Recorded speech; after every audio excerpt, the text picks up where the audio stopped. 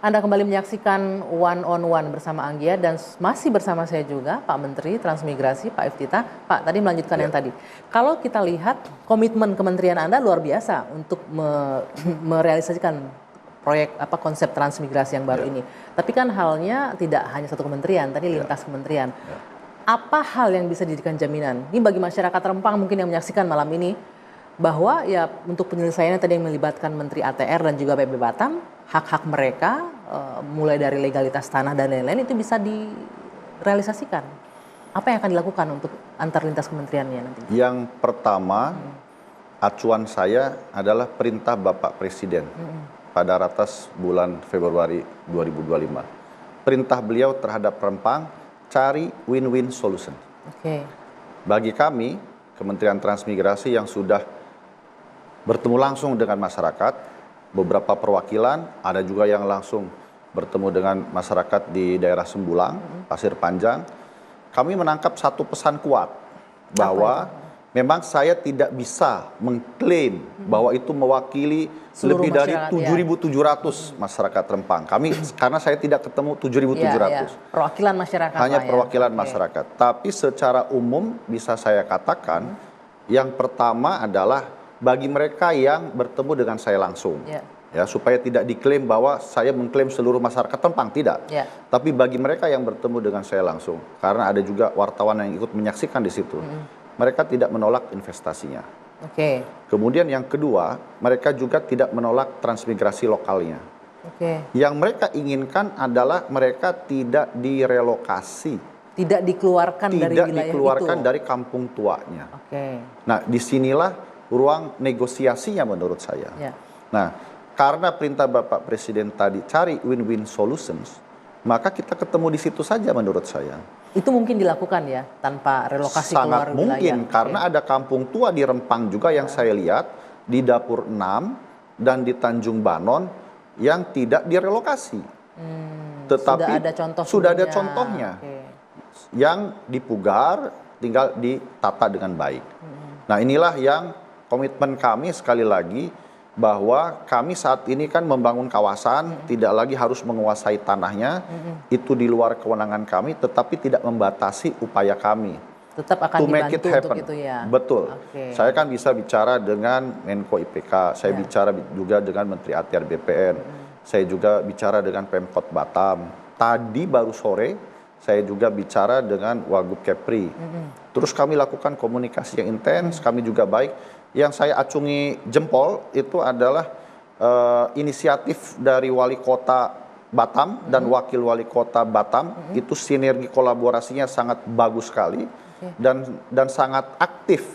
Sehingga kami lihat kalau misalkan kepala daerahnya, wakil kepala daerahnya ini cukup banyak inisiatif, ini ada solusinya. Artinya ada niat baik lah, ada goodwill dari pemerintah, baik itu pusat dan juga daerah terutama ya. Jadi tidak hanya janji-janji manis akan menyelesaikan masalah ini saja. Mudah-mudahan bisa terwujud ya Pak Menteri ya, dan tidak hanya mengurai kepadatan tapi juga membuat pusat pertumbuhan ekonomi yang baru, khususnya untuk masyarakat lokal, tadi janjinya begitu ya. Nah, sekarang kita masuk ke bicara konsep paradigma barunya transmigrasi tadi. Kita menyaksikan tadi di awal bagaimana Presiden langsung memuji loh ini, bahwa ini ada konsep yang luar biasa dari transmigrasi. Apa sebenarnya yang ditawarkan dari Kementerian Transmigrasi sekarang? Konsep seperti apa sih transmigrasi yang model baru ini yang ditawarkan masyarakat, Pak? Jadi Mbak Anggia, kami memiliki 5 program yang kami tawarkan. Yang pertama adalah program Transtuntas. Apa itu Transtuntas? Memberikan kepastian hukum atas hak tanah. Kami itu punya PR Mbak Anggia, 129.000 transmigran belum punya SHM. Saya teliti, saya pelajari, mengapa demikian, banyak sekali persoalan. Itu yang dari tahun kapan? Yang dari sejak Orde Baru hingga sekarang. Masih ada yang belum punya SHM? Jadi karena disitulah ada semacam kerja lintas kementerian. Karena penerbitan sertifikat itu kan adanya di ATR BPN. Nah, beberapa hal yang kami lihat, misalkan contoh, ada yang tidak diukur karena tidak ada anggarannya. Kemudian kan HPL transmigrasi itu kan utuh, kemudian dipecah-pecah. Pada saat dipecah-pecah itu kan harus diukur. Ya. Nah, karena tidak ada dana pengukurannya, tidak dilakukan. Jadi SHM-nya nggak bisa keluar. Betul. Kemudian ada juga diserobot oleh swasta karena tidak diberdayakan tanahnya. Ada juga terus kemudian yang ditetapkan sebagai kawasan hutan, sehingga ada tumpang tindih. Nah, kami kemarin solusinya sudah melakukan MOU dengan Kementerian ATR BPN, Kementerian Kehutanan, BIG, dan Kementerian Dalam Negeri untuk menyelesaikan persoalan tanah ini. Targetnya kapan itu Pak, untuk secara bertahap ke 100? Secara bertahap mulai dari sekarang sedang kami kerjakan, tahun ini kami sedang tata, tadi sore saya dapat laporan dari Dirjen PPK Trans, paling tidak 13.000 sampai 33.000 SHM kita akan selesaikan di tahun ini. Harapannya sampai dengan nanti 5 tahun ke depan persoalan SHM itu selesai. Ya. Itu transtuntas yang pertama. Oke. Kemudian yang kedua adalah transmigrasi lokal. Transmigrasi lokal itu adalah pemberdayaan masyarakat lokal sebagai tuan rumah pembangunan di negerinya sendiri. Nah, ini yang kasus di Rempang tadi ya, salah akan satunya dilakukan seperti ini. Betul, salah satunya. Termasuk di Papua. Jadi pada saat saya kunjungan pertama saya itu beberapa kali saya ke Merauke. Mereka juga menyampaikan, Pak, kalau transmigrasi dari luar kami enggak, Pak. Mereka menolak itu. Mereka menolak. Betul. Karena ada trauma. Ada begini, Bang ya. Karena dulu kan hanya memindahkan penduduk, terus kemudian supaya mereka betah, sangat banyak sekali insentif dari pemerintah dan mereka dianggap sebagai anak emas. Sementara masyarakat di sekitarnya hanya sebagai penonton. Harus bekerja keras. Betul. Gitu. Hanya sebagai penonton. Nah, ini yang tentu ingin kami hindari ke depan. Maka kami baik di Barelang maupun di Merauke itu akan kami fokuskan transmigrasi lokal pertama-tama, dan di daerah-daerah lainnya juga agar mereka sekali lagi bisa menjadi tuan rumah pembangunan di negerinya sendiri. Bukan hanya sebagai penonton, tetapi sebagai pelaku pembangunan. Kemudian yang ketiga adalah transmigrasi patriot. Transmigrasi patriot ini adalah pembangunan manusia unggul di kawasan transmigrasi. Jadi konkretnya, Bang Gia, itu nanti kita ada 2 jenis. Satu tim ekspedisi patriot, yang kedua transmigran patriot. Siapa nanti yang ada di situ? Yang di tim ekspedisi itu siapa? Transmigran Patriot. Tahun ini rencananya kami akan mengirim 1.000 sampai dengan 2.000 tim ekspedisi Patriot dari universitas, akademisi, anak-anak muda. Utamanya anak-anak muda, sarjana S1, S2, dan S3, yang nanti akan menjadi tim peneliti di 154 kawasan transmigrasi. Kami akan berikan dana penelitian, akan bekerja 6 bulan sampai dengan setahun. Di situ potensinya apa? Jadi mereka para akademisi ini, orang-orang dari kampus melihat ini wilayah punya potensi apa yang akan dikembangkan. Untuk dikembangkan. Hanya potensi saja atau termasuk untuk mengupgrade SDM masyarakatnya juga? Semua aspek. Jadi semua aspek nanti akan ditinjau, termasuk dimensi sosialnya, dimensi budayanya. Cocok tidak kalau misalkan pariwisata di daerah ini? Terus kemudian, karena tadi kami tidak hanya pertanian, tapi betul-betul merepresentasikan potensi Indonesia, pertanian, perkebunan, peternakan, perikanan, kelautan, maritim, dan lain-lain. Nah, jadi bahkan ada juga pertambangan di beberapa tempat. Nah, inilah yang ingin kami lihat potensinya. Terus kemudian baru tim ekspedisi ini juga akan meninjau tempat lokasi yang akan dijadikan sebagai tempat atau kampus lapangan bagi para transmigran patriot. Nah, apa itu transmigran patriot? Transmigran patriot ini adalah beasiswa untuk anak-anak muda untuk sekolah S1, S2, dan S3, double degree yang terdaftar di kampus lokal dan juga terdaftar di kampus nasional. Saya berikan contoh, misalkan mereka nanti ikut terdaftar kalau di Barelang misalkan kami sedang kerjasama dengan Umrah, Universitas Maritim Raja Ali Haji, dan kemudian bekerja sama dengan IPB.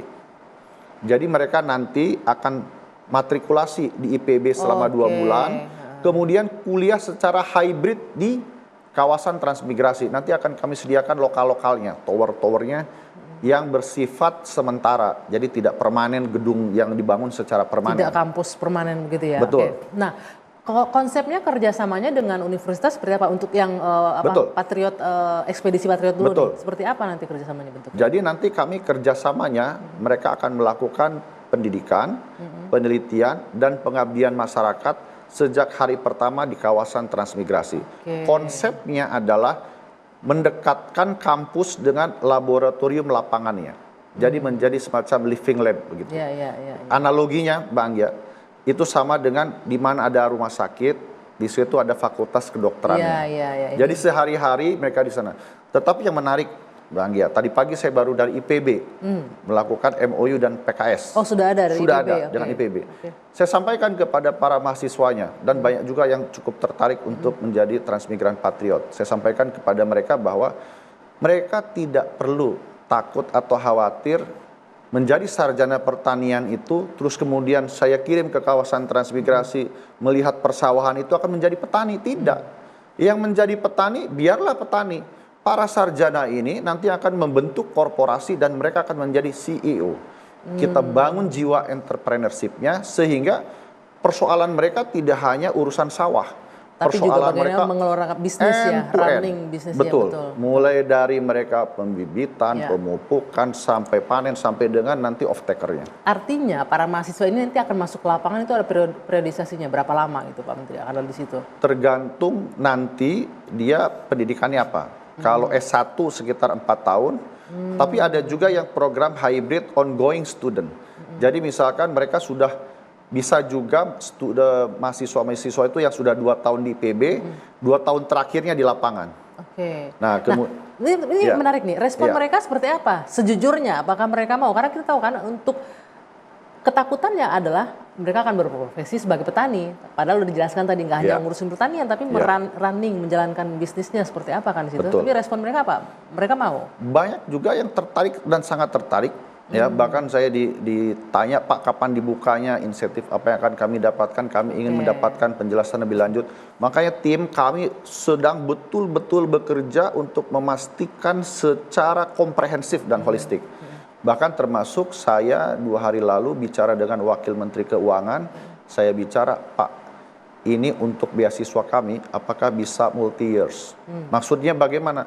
Dana yang kami terima ini akan kami inden untuk 4 tahun, kalau misalkan untuk S1. Kenapa? Saya tidak ingin nanti pada saat tahun depan ada efisiensi misalkan. Tengah jalan putus. Betul. Jadi kami ingin memastikan ini holistik dan komprehensif. Bahkan, Bang Gia, kami ingin insentifnya pun di atas rata-rata. Supaya mereka ada semangat dan ketertarikan. Betul. Sebetulnya Bang Gia, saya tadi sampaikan juga kepada para mahasiswa IPB. Salah satu inspirasi juga datang dari IPB. Mengapa begitu? Ada seorang mahasiswa IPB bernama Pak Kasim, sekarang sudah almarhum. Beliau KKN di Maluku.